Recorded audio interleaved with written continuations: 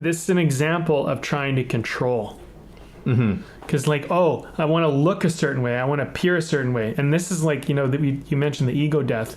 The ego death is letting go of the control, because like really, like the moment you're gonna start acting well, the moment you stop trying to control it.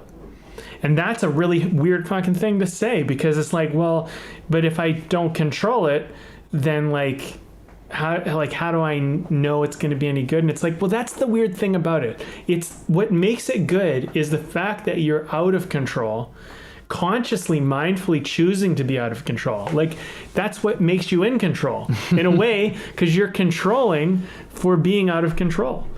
And that's a bizarre thing, you know, for people who aren't actors, you know, because it's not but a good relationship is like that, man. Like the best relationships I've ever had, they're all like that. You kind of have this.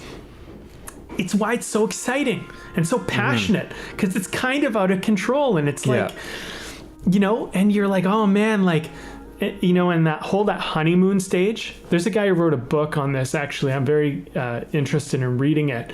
But he talks about why the honeymoon stage ends, and how really you start thinking. That's the problem. He said if you stopped getting in the way with thinking, you would experience prolonged, and you'd be able to revisit honeymoon stage over and over and over again, which is so true. If you think about honeymoon stage, do they like me? Are they into me? I'm into them, but like I don't want to let them know too much, you know, but like I want to tell them I love them, but maybe I shouldn't because that'll scare them away, you know. And there's this, you know, kind of thing going on, and it's happening, and yet it's not being talked about. It's not being controlled for, right? You know.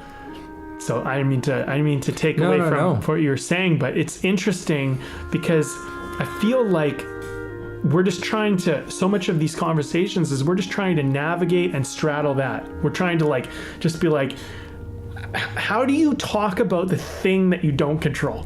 You know?